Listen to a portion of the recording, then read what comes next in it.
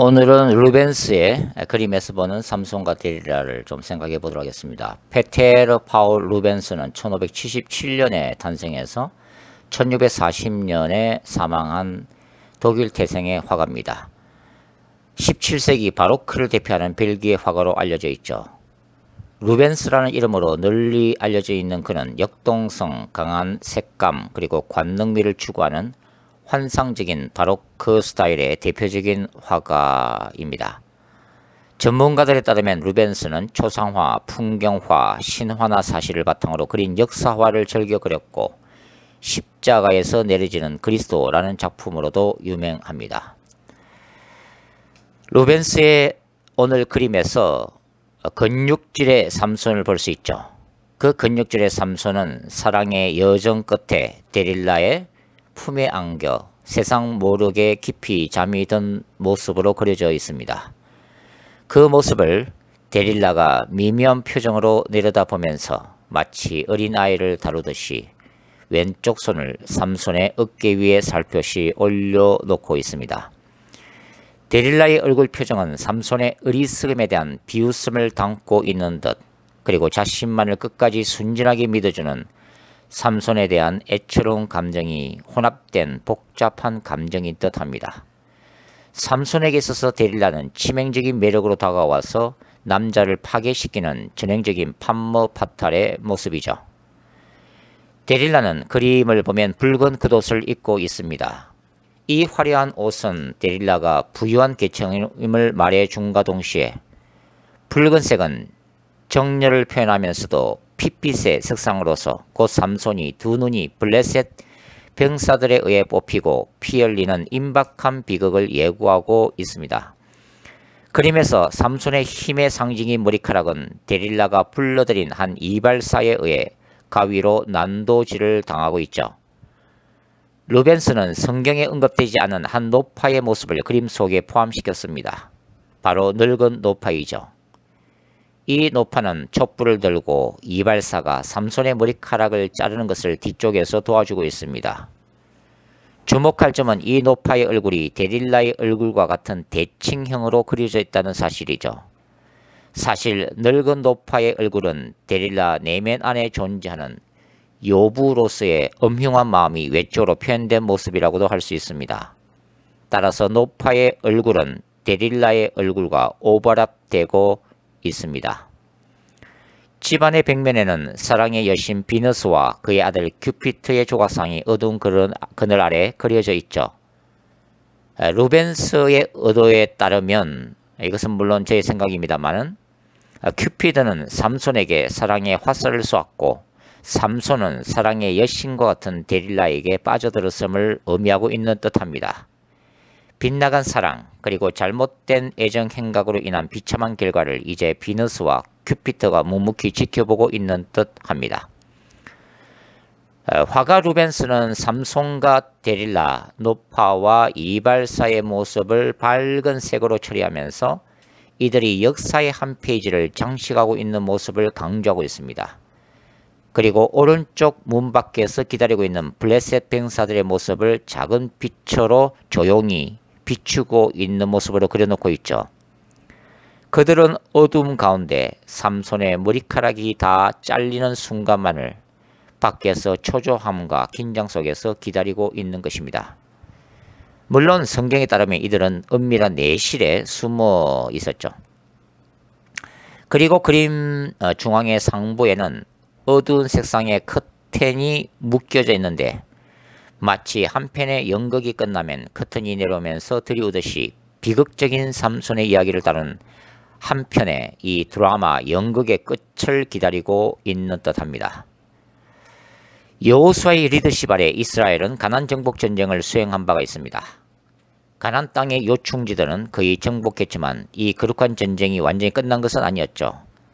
가나안 진멸이라는 지상 목표 아래 오직 유일한 왕이신 야훼만을 섬기도록 가르치는 야훼의 거룩한 전쟁 신학과 그 신앙을 알지 못하는 이후 세대들은 안일한 현실에 안주하면서 가나안 족속과의 공존을 추구합니다.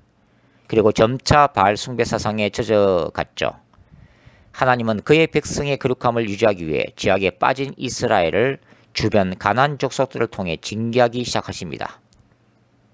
따라서 고난에 빠진 이스라엘은 하나님께 다시 부르짖기 시작하죠. 그때 하나님이 보내신 구원자들이 바로 사사들, 재판관들입니다. 사사들의 이야기가 가나안 땅에 정착한 이스라엘의 우상 숭배와 죄악, 대적들을 통한 하나님의 징계, 고난 가운데서의 이스라엘의 구원 요청, 사사들에 의한 이스라엘의 구원이라는 반복적인 기본 패턴을 유지하고 있지만 삼손 이야기야말로 전형적인 거룩한 전쟁 모티브를 적절하게 드러내고 있는 한편의 서사적인 드라마라고 할 수 있습니다. 저는 삼손을 한마디로 여자에 대한 치명적인 아킬레스건을 가진 위대한 하나님의 전사로 표현하고 싶습니다. 즉 다른 사사들은 이스라엘이라는 하나님의 군대를 징집하여 함께 대적들과 싸웠던 사람들이라면 삼손은 인간의 연약함을 그대로 유지하면서 혼자서 야훼의 거룩한 전쟁을 승리로 이끌었던 특이한 사사라고 할 수 있죠. 삼손은 때때로 사사로서의 자기 정체성도 민족을 위한 연자의 정신도 상실하고 육체의 정욕과 자기 중심적인 분노에 기초하여 천방지축으로 블레셋에 개인적으로 보복했던 사사였지만 하나님은 그의 개인적 분노와 기질까지도 이스라엘을 구원하기 위해 블레셋을 심판하시는 거룩한 전쟁의 도구로 사용하신 거죠. 삼손의 이야기는 사사기 13장부터 16장까지로 성서 기자는 4장을 이 이야기에 할애하고 있습니다. 삼손 이야기는 소위 수미 상관식 구조, 즉 처음과 나중이 서로 상응하는 문학적 구조로 되어 있습니다. 특히 거룩한 전쟁 모티브로 보면 대단히 흥미로운 구조를 가지고 있음을 알 수 있죠. 삼손의 이야기는 이스라엘이 블레셋에게 40년 동안 지배를 당하는 동안 블레셋이라는 대적을 그들의 왕으로 섬기면서 신적 왕이신 하나님에 대한 순수한 신앙과 사랑도 그리고 블레셋으로부터 벗어나고자 하는 마음의 소원과 민족적 저항의식도 모두 상실해버리고 전적인 무력감에 빠져있는 시대 상황을 그 배경으로 하고 있습니다. 이런 시대에 자신의 백성인 이스라엘을 보호하시고 블레셋을 심판하시고자 하시는 하나님의 거룩한 전쟁은 삼손의 아버지 마노아에게 나타나신 야훼의 사자를 통해서 선포가 되죠. 특히 나실인으로 평생 살아가야 할 삼손에 대한 탄생고지와 하나님께 드려진 감사제단에서 일어난 놀라운 하나님의 현현은 야훼께서 수행하시고자 하는 거룩한 전쟁의 극적인 시작을 알리고 있습니다. 사사기 13장 15절부터 20절 말씀에 기록되어 있죠. 삼손의 아버지 마노아에게 주어진 메시지는 일종의 신탁에 해당한다고 할 수 있습니다. 이러한 유의 신전에서의 신탁은 고대 세계에서 국가 간의 전쟁에 앞서 왕이나 제사장이 국가의 수호신에게 먼저 승리를 기원하면서 제사를 드리고 난 후에 제사장이나 신전 예언자를 통해 그들의 신으로부터 전해드렸던 계시였습니다. 삼손의 이야기가 하나님의 제단과 삼손의 탄생 고지로 시작되었다면 그 마지막은 하나님의 대적인 블레셋의 다곤 신전에서의 승리로 끝이 나고 있습니다. 즉 블레셋이 승리를 자축하는 신전에서의 축제 자리에서 삼손이 엄청난 힘으로 신전 자체를 무너뜨리면서 블레셋인 3,000명을 죽이는 이야기로 끝이 나고 있다고 하는 것입니다. 여기에서 다곤 신은 주전 2500년부터 메소포타미아 전역에 걸쳐서 숭배되었고 삼손 시대는 가사와 아스돗, 사울과 다윗 시대에는 벳산에서 숭배되었던 블레셋의 주된 신이었습니다. 때로는 물고기 형상으로 곡물을 다스린 신으로 인정되었고 바알 신의 아버지 신으로도 알려져 있습니다. 삼손의 이야기는 제단 모티브로부터 시작해서 신전 모티브로 끝이 나는 구조로 되어 있다는 거죠. 그리고 이야기의 초기에 삼손이 소라와 에스다올 사이에 위치한 마하네단에서 하나님의 신에게 감동을 받는 체험적 사건이 13장 25절에 짧게 기록되어 있는데 이 구절은 나중 삼손의 시체가 가족과 친지들에 의해 소라와 에스다올 사이에 위치한 그의 아버지 마노아의 장지에 묻히는 것을 기록한 구절과 서로 대칭을 이루고 있습니다. 16장 31절이죠. 마하네단은 단의 군대라는 뜻입니다. 나중에 단 지파가 유업을 찾아 떠나 처음으로 진을 쳤던 곳이기도 하죠. 사사기 18장 12절에 기록되어 있습니다. 삼손은 단지파 출신으로 삼손 당시의 단지파는 그 세력이 지지분열하였습니다. 그리고 삼손이 첫 번째 여자인 딥나의 여인집으로 부모와 함께 내려가다가 젊은 사자를 만나고 그 사자를 염소 새끼를 찢는같이 찢어 죽이게 되죠. 그리고 그 사자의 사체에 생긴 꿀을 나실인으로서의 계명을 어기고 맛을 보고 부모에게도 가져다 주는 피역한 일을 사사기 14장 5절부터 9절까지에 기록하고 있는데, 이 사자와 꿀 이야기는 삼손이 딥나 여인의 혼인집 잔치 자리에서 블레셋인에게 낸 수수께끼의 배경이 될 뿐만 아니라 나중 만나게 될 운명적인 드릴라와의 관계도 예언적으로 상징하고 있음을 유의하십시오. 즉 사자를 찢어 죽이는 사건 자체가 삼손이 사자와 같은 당시의 강력한 대적인 블레셋과 치러야 할 거룩한 전쟁 자체를 의미하고, 사자 속에서 나온 꿀은 블레셋과의 돈 거래를 배경으로 삼손을 유혹하게 될 치명적인 매력을 가진 판머파탈인 요부 드릴라를 상징적으로 예언하고 있다고도 볼 수가 있다는 것입니다. 그리고 블레셋인들에게 삼손이 제출한 풀기 힘든 수수께끼는 사실 삼손 그 자체를 상징하고 있다고 보여지죠. 블레셋인에게 삼손의 괴력은 그 근원을 알기 힘든 일종의 수수께끼와 같았기 때문입니다. 그리고 앞에서 언급한 사자의 그 사체로부터 삼손이 취한 부정한 이 꿀은 나실인 삼손이 결코 취해서는 안 될 금기에 해당합니다. 율법에 따르면 나실인은 시체나 사체에 손을 대는 것이 금기사항이었기 때문이죠. 그럼에도 불구하고 삼손이 부정한 꿀에 해당하는 데릴라를 접촉한 것은 그의 불행을 예고하고 있습니다. 더군다나 삼손은 어리석게도 데릴라에게 머리카락에 대한 마지막 비밀마저 누설하죠. 그래서 나실인의 마지막 금기, 즉 머리에 삭도를 대지 말 것이라는 규정마저 깨뜨렸을 때 야훼께서 삼손을 떠나시게 되죠. 그리고 그 결과로 삼손은 힘을 잃고 잃습니다. 이 구절은 삼손의 괴력이 결코 머리카락에 있지 않고 야훼 하나님께 있음을 증거하고 있는 것이죠.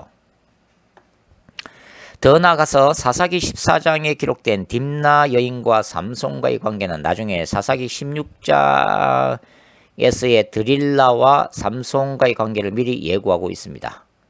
딥나 여인은 블레셋인의 위협에 못 이겨 삼손에게 수수께끼의 비밀을 알려달라고 보채고 있고, 결국 삼손은 그녀에게 굴복하고야 말죠. 마찬가지로 소렉 골짜기의 여인 드릴라는 블레셋 방백들이 제시한 엄청난 돈의 유혹인 은 1100세겔의 5곱에 해당되는 은 5,500세겔이라는 엄청난 돈의 유혹에 넘어가서 삼손을 재촉하여 힘의 비밀을 캐내어서 블레셋에게 밀고 하고야 맙니다. 돈을 받고 사랑하는 영원한 스승인 예수를 대제사장에 팔아넘긴 가룟 유다를 연상시키는 장면이기도 하죠. 결론적으로 딥나 여인 사건이 확대 심화된 이야기가 바로 드릴라 이야기인 셈입니다. 전체적으로 제단 이야기로부터 시작해서 성전 이야기로 끝이 나는 삼손 이야기 속에는 크게 삼손과 3명의 여인들을 중심으로 하는 3편의 에피소드가 기록되어 있습니다. 어떻게 보면 지극히 삼손 개인적인 여성 편력과 관련하여 일어난 블레셋에 대한 삼손의 복수 사건이 하나님의 관점에서 보면 삼손이 싸워야 할 전략적인 거룩한 전쟁이었던 셈이죠. 연약하고 부족한 삼손을 통해서도 이스라엘을 구원하시는 하나님의 섭리였던 것입니다. 삼손에게 첫 번째 여인은 누굴까요? 바로 딥나 여인이죠. 삼손이 자기 민족이 아닌 율법을 어기면서까지 이방인의 땅인 블레셋의 딥나 여인과 결혼하고자 한 것은 하나님께 기도한 결과가 아니라 그 여자가 삼손의 눈에 들었기 때문입니다. 사사기 14장 7절이죠. 여기서 눈에 들다라고 번역된 히브리어 야사르는 사사기의 주제 구절인 사사기 21장 25절에도 똑같이 등장하고 있습니다. 그때에 이스라엘의 왕이 없으므로 사람이 각기 자기의 소견에 좋을 대로 행하였더라. 즉 삼손이 자기 욕망을 따라 딥나 여인을 선택했다는 의미인 거죠. 뒤이어 블레셋의 괴로운 문화를 따라 신부집에서 일어난 7일 잔치에서의 수수께끼 사건이 원인이 되어 삼손은 배우 30벌과 겉옷 30벌을 얻기 위해 아스글론으로 내려가서 블레셋인 30명을 쳐 죽이고 옷을 빼앗게 됩니다. 그리고 장인의 성급한 판단으로 아내 딥나 여인을 다른 사람에게 빼앗기게 된 그 보복으로 삼손은 여우 300마리를 통해 블레셋인의 밀밭과 포도원과 감람나무를 다 불태우게 되죠. 그리고 분노한 블레셋인들이 딥나 여인과 장인을 불태워 죽이게 되자 삼손은 그 보복으로 어떻게 해요? 블레셋인들을 다시 다 쳐 죽이고 유다 지역인 에담 바이텀에 숨고 있습니다. 사사기 15장 8절에서 10절. 그리고 삼손이 복수를 위해 뒤쫓아온 블레셋인 1000명을 나귀 셋 특배로 쳐 죽인 사건 또한 근본적으로 딥나 여인 사건과 연장선상에 있습니다. 두 번째 여인은 블레셋 땅 가사의 한 창녀입니다. 창녀집에 삼손이 들어간 것을 본 블레셋인들이 삼손을 죽이려고 매복하죠. 그러나 한밤중에 일어난 삼손이 가사의 성문 자체를 엄청난 힘으로 통째로 뜯어내고 그것을 짊어지고 헤브론까지 약 60km를 걸어서 가게 됩니다. 가사의 성문을 취하면 가사 성읍 자체를 취하겠다는 위협적인 표현이고 전쟁에서의 궁극적인 승리를 의미합니다.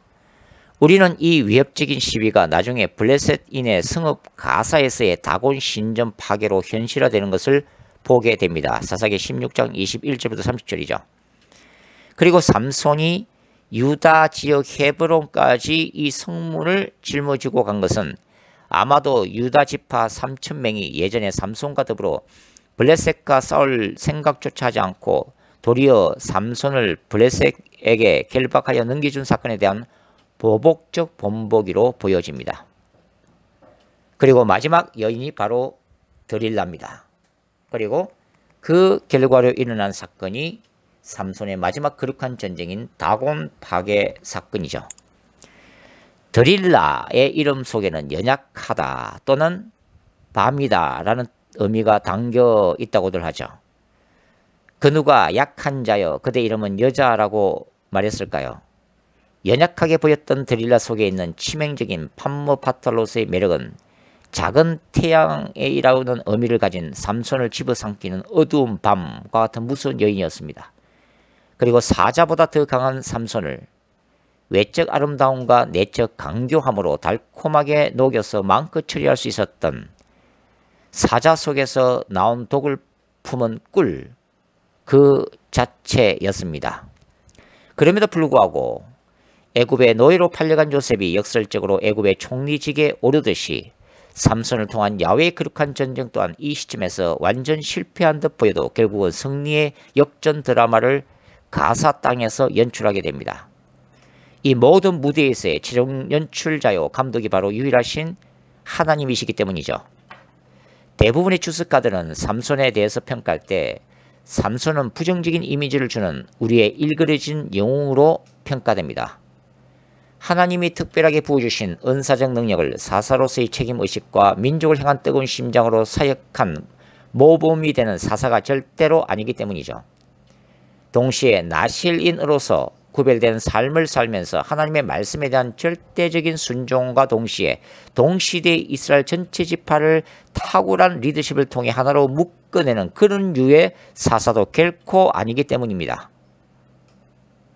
대부분의 독자들에게 삼손은 자기 자신에게 있는 놀라운 에너지를 감당하지 못해서 그것을 부정적인 의미에서 여자들에게 무분별하게 쏟아낸 일종의 카사노바로 비춰집니다. 그가 블레셋에서 행한 보복 사건들은 충분히 상황을 고려하고 전략적 차원에서 행한 거룩한 전쟁이라기보다는 차라리 적극적이고 자기 안에 있는 분노를 컨트롤하지 못해 보복성으로 쏟아낸 자충우돌적인 행동들처럼 보이기 때문입니다. 때로는 지혜로운 수수께끼를 낼 정도로 충분히 지혜가 있어 보이면서도 삼손은 딥나 여인 사건에서 그렇게 당하고도 부족하여 드릴라에게 속수무책으로 속을 정도로 우둔하게도 보입니다. 제가 보기에 삼손은 전반적으로 본능적 충동을 못 이겨 독자들에게 흐느적거리는 듯한 나약한 모습을 보여주고는 있지만 점차 하나님에 대한 나실인으로서의 사명과 믿음을 회복해 나간 사사로 보여집니다. 블레셋 땅을 종횡무진 누비던 삼손은 레히에서 블레셋인 1000명을 나귀의 새 특배로 물리치는 가공할 만한 힘을 보여주는데, 그 원인은 야훼의 신이 강하게 그에게 권능으로 임했기 때문이라고 사사기 15장 14절부터 17절은 기록하고 있죠. 승리한 삼손은 시를 지어 다음같이 읊고 있습니다. 16절에 나타나 있죠. 나귀의 특배로, 히브리어는 비레히 하하모르입니다. 한 더미 두 더미를, 히브리어로서는 하모르 하모라타임, 나귀의 특배로, 히브리어는 비레히 하하모르. 1000명을 내가 죽였다네. 히브리어는 히케티 엘레프 이십니다. 일부 주석가들은 위의 시를 찬양시로 보지만 제가 보기엔 자기 자신의 무용담을 노래하는 교만에 찬 개인시에 불과합니다. 이 통쾌한 승리 뒤에 삼손은 그곳을 라맛레히, 특배의 산이라는 의미죠. 라맛레히로 이름을 붙입니다. 그리고 삼손은 목이 바싹 말라서 고통을 받고 하나님께 울부짖습니다. 블레셋의 군병 1000명을 쳐 죽이는 놀라운 기적을 행하고도 한 모금 마실 물이 없어서 부르짖을 수밖에 없는 연약한 인생의 힘을 느끼게 하는 장면이죠. 그런데 우리는 철없이 느껴지는 삼손의 입에서 다음같은 예기치 못한 기도문이 터져나옴을 주목할 필요가 있습니다. 18절에 이렇게 기록되어 있죠. 주께서 종의 손을 통하여 이 큰 구원을 베푸셨사오니 내가 이제 목말라 죽어서 할례받지 못한 자들의 손에 떨어지겠나이다.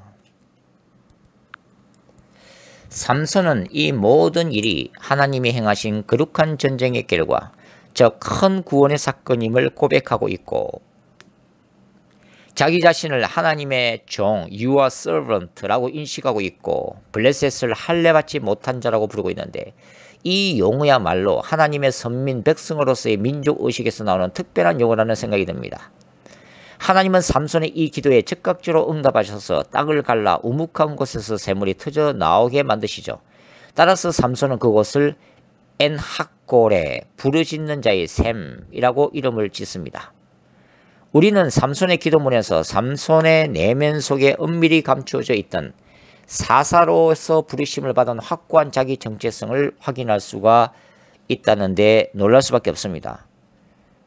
물론 이 놀라운 영성이 넘치는 기도 뒤에 바로 삼손이 넘어지는 장면을 우리는 목격하죠.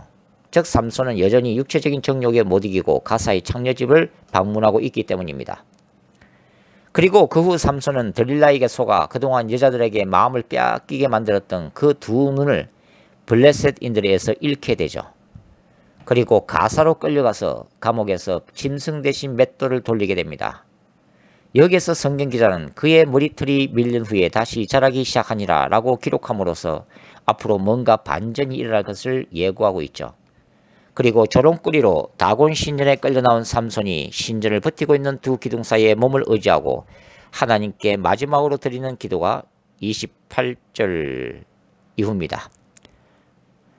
28절은 이렇게 기록되어 있죠. 삼손이 여호와께 부르짖어 이르되 주 여호와여 구하옵나니 나를 생각하옵소서. 하나님이여 구하옵나니 이번만 나를 강하게 하사 나의 두 눈을 뺀 블레셋 사람에게 원수를 단번에 갖게 하옵소서 하고, 29절 삼손이 집을 버틴 두 기둥 가운데 하나는 왼손으로 하나는 오른손으로 껴 의지하고 삼손이 이르되 블레셋 사람과 함께 죽기를 원하노라고 힘을 다하여 몸을 굽히매 그 집이 곧 무너져 그 안에 있는 모든 방백들과 온 백성에게 덮이니 삼손이 죽을 때 죽인 자가 살았을 때 죽인 자보다 더욱 많았더라. 31절 그의 형제와 아버지의 온 집이 다 내려가서 그의 시체를 가지고 올라가서 소라와 에스다올 사이 그의 아버지 마노아의 장지에 장사하니라.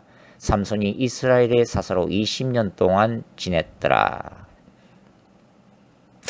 위의 본문은 삼손의 마지막 모습을 장엄하게, 그리고 삼손이 위대한 사사로서의 그의 삶을 하나님 앞에서 아름답게 마감하고 있음을 보여줍니다.